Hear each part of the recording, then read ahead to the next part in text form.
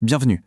Vous savez, quand on observe l'histoire des marchés financiers, on a vite l'impression que c'est un chaos permanent.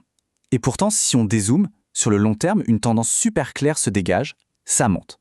C'est un paradoxe qui est assez fascinant, non? Alors aujourd'hui, on va plonger là-dedans pour essayer de comprendre ce qui se cache vraiment derrière cette dynamique. On pense tout de suite au crash, bien sûr. Ces chutes brutales qui tombent comme ça, sans prévenir, et qui donnent l'impression de tout remettre à zéro à chaque fois. Et puis, il y a les crises financières qui secouent tout le système, les guerres, les tensions géopolitiques. Bref, cette couche d'incertitude qui est là constamment.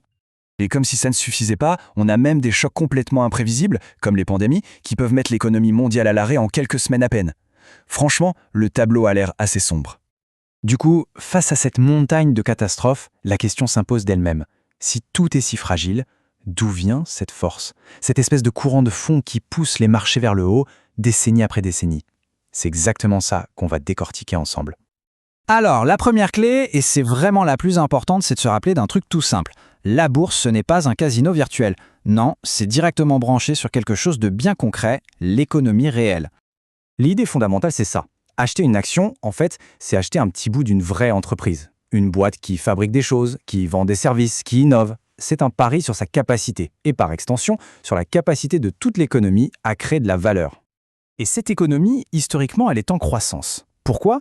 Eh bien, grâce à des moteurs de fond. On est de plus en plus nombreux sur Terre, le niveau de vie s'améliore globalement, nos compétences sont de plus en plus pointues, et surtout, on accumule du capital, des machines, des technologies, des infrastructures.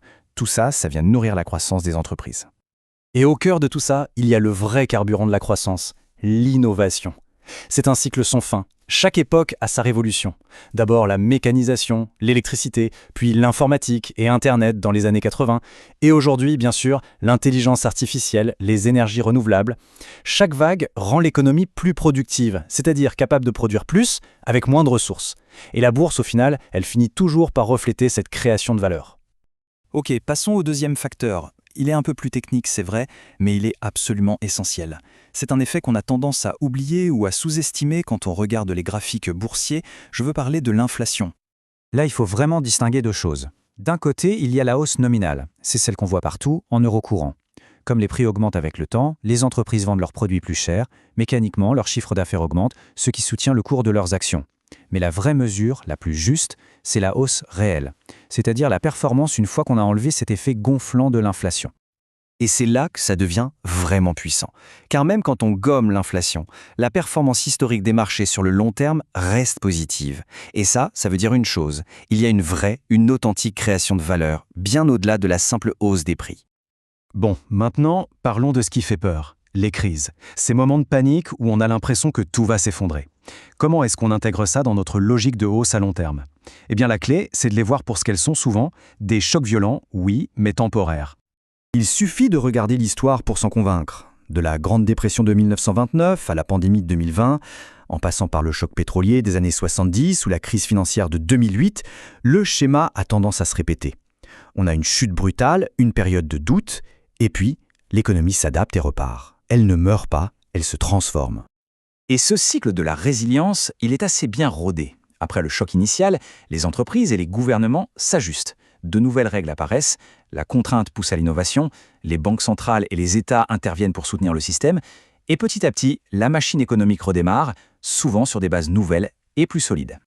Alors, attention, est-ce que tout ce qu'on vient de dire signifie que la hausse est garantie? Absolument pas. C'est crucial de comprendre que cette tendance de fond, ce n'est ni automatique, ni une loi de la nature. C'est une moyenne historique et ça cache une réalité pleine de risques. Il faut être très lucide là-dessus. Il y a eu dans l'histoire des périodes de 10 voire 20 ans où les marchés n'ont quasiment pas progressé en termes réels. Toutes les entreprises ne survivent pas aux crises, loin de là. L'innovation fait des gagnants, mais aussi beaucoup de perdants. Et puis, il y a des risques énormes, structurels, le climat, la dette, les tensions géopolitiques qui pèsent sur l'avenir. La tendance générale n'efface jamais le risque individuel. Cette phrase, pour moi, elle résume tout.